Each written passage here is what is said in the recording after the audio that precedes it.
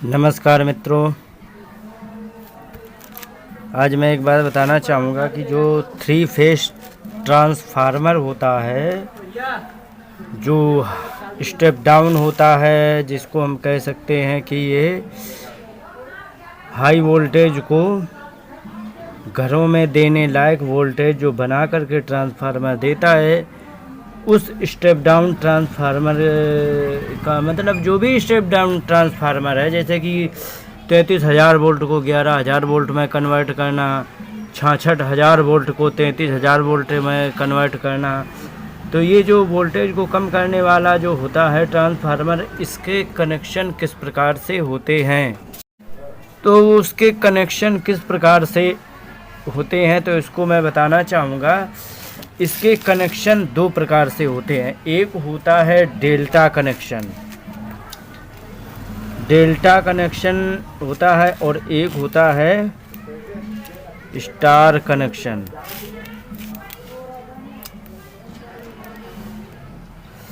तो star connection ये क्या होता है इसको मैं बताना चाहूँगा।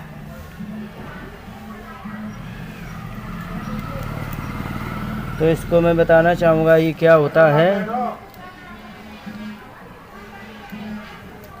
तो ये जो होते हैं, तो ये इनकी थोड़ी प्रक्रिया थोड़ी अलग चलती है। तो डेल्टा कनेक्शन दिया जाता है हमारा इनपुट वोल्टेज में। इनपुट वोल्टेज है जैसे, तो उसमें दिया जाता है डेल्टा कनेक्शन।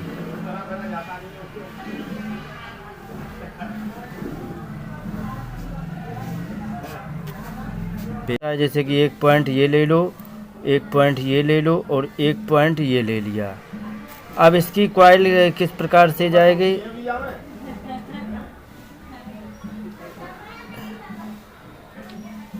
एक ये हो गया और इसका ले लिया जाएगा एक फेज ये रहा, तो इसको ऐसे लिया, तो इस प्रकार से ले लिया, ये जुड़ गया। और इसका ले लिया तो इस प्रकार से इसकी कॉइल एक ये, तो एक ये हो गया, एक ये हो गया और एक ये हो गया। इन तीनों में हाई वोल्टेज की लाइन जोड़ दी जाती है।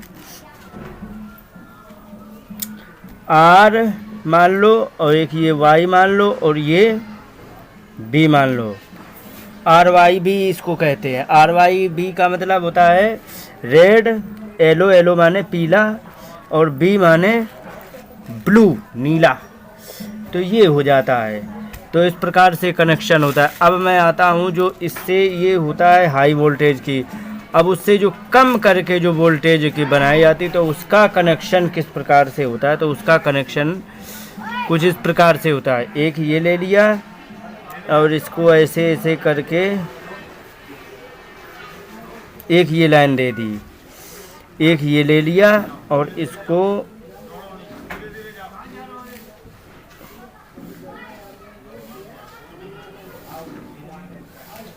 एक ये हो गई लाइन और एक ये ऐसे ले लिया,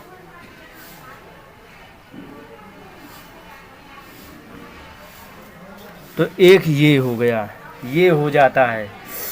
तो इन तीनों के बीच में 120 का अंश का अंतर होता है। कोण जो होते हैं ना, बातें 36 360 होते हैं, और तीनों में जब डिस्ट्रीब्यूट किया जाता तो 120 अंश का कोण बनाते हुए ये, मैं तो खैर बिना नाप तौल के बना रहा हूँ। तो यदि थोड़ा बहुत आपको लगे कि हाँ ये गड़बड़ है तो उसके लिए क्षमा चाहेंगे, क्योंकि सब समझदार हैं, सब जानते हैं कि मैं बिना नाप तौल के बना रहा हूँ। तो ये इस प्रकार से है। तो ये हो गया। तो कहने का तात्पर्य ये है कि ये हो जाते। तो इसमें एक हो गया, मान लो आर, इसे मान लेते हैं और इसको वाई मान लेते हैं और इसको हम बी मान लेते हैं। रेड, लाल, पीला और नीला हो गया। अब इसमें न्यूट्रल कहाँ से आएगा।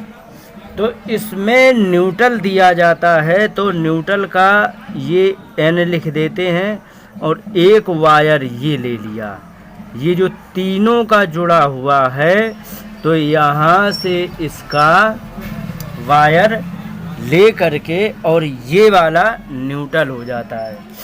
अब इसमें क्या होता है, ये किस प्रकार से चलता है, तो ये क्या कहता है, ये जो रेड मान लो एक इसमें और इसमें एक मान लो रेड, और ये एन वाला में हम जैसे जोड़ते हैं, तो इसमें क्या होता है कि इसमें ये करंट को देता है और ये करंट को लेता है।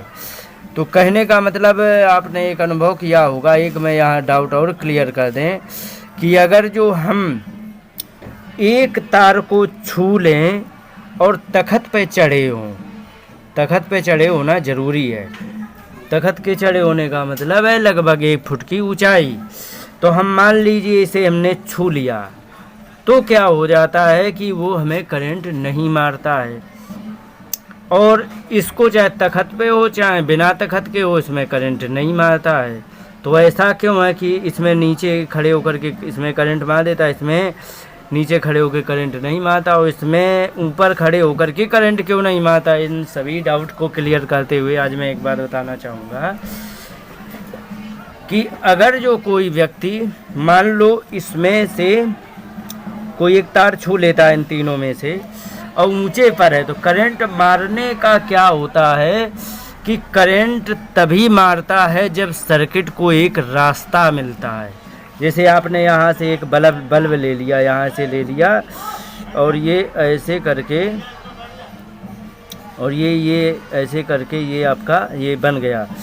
तो इसमें क्या हो रहा है, तो ये जैसे जोड़ दिया, तो इसमें क्या हो रहा है कि बल्ब को न्यूट्रल और फेस मिला है। तो ये फेस किस प्रकार से काम करता है, यहाँ से करंट आया और यहाँ से रेजिस्टेंस होकर यहाँ से करंट गया, तब ये दोनों के बीच में रेजिस्टेंस होने के कारण ये जो है दोनों विपरीत गति होने के कारण ये बल्ब ग्लो करने लगता है। तब ये हमारा हर इंस्ट्रूमेंट जो भी हमारे घर में लगे होते, जो भी कुछ होता है, सब कुछ चलता रहता है। लेकिन अगर जो हम इसे मान लो कि तख़त पे चढ़े होकर के यदि चढ़ करके छूते हैं, तो ये हमारे शरीर में उतना ही वोल्टेज आ जाता है जितना मान लो 240 दे रहा, 220, 300 भी दे रहा है, तो ये पूरा हमारे शरीर में 300 वोल्टेज करंट आ जाता है। लेकिन हमें आभास नहीं होता। क्यों नहीं होता? क्योंकि वो करंट तो हमारे पास आ गया लेकिन उसे रास्ता नहीं निकलने का मिला, और ये होता है रास्ता निकलने का। तो ये रास्ता निकल करके फिर ये आता है। तो ये जो एक कॉइल के बीच में, इसमें भी मैं इंडिकेट करूं, एक ये है पॉइंट, एक ये है, इन दोनों में करंट होता है, इन दोनों में। लेकिन जब यहाँ लगता है तब इसको इन दोनों के करंट के ढकेलने के कारण यहाँ पर ये बल्ब ग्लो करता है। लेकिन अगर जो हम इसे एक तार को मान लो छू लेते हैं तो हमारा सर्किट कंप्लीट नहीं हो रहा है। यहाँ पर देखेंगे सर्किट कंप्लीट हो गया, यहाँ से चला और यहाँ से इससे होकर के ये निकल गया इधर, तो ये सर्किट एक कंप्लीट है।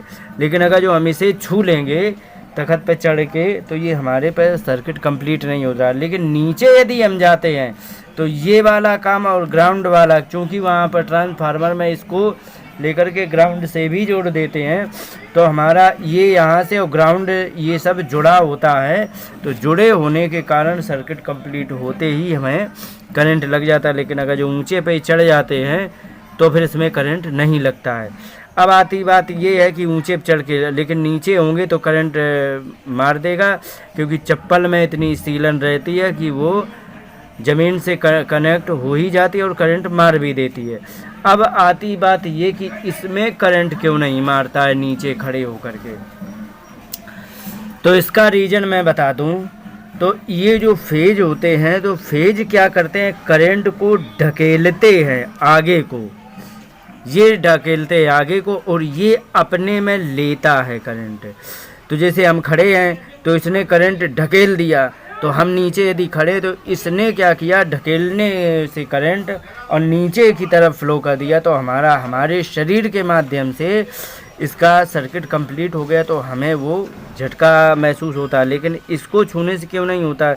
क्योंकि करंट ढकेलता नहीं, लेता है। तुम्हारे शरीर में करंट नहीं है और ये लेने वाला है, तो इसको मिल नहीं रहा है, और तुम्हारे शरीर में करंट है नहीं, तो फिर ये करंट कहीं भी है। न्यूट्रल को आप आसानी से यदि छू लो तो करंट नहीं मारता है, फेज को छुओ तो करंट मार देता है।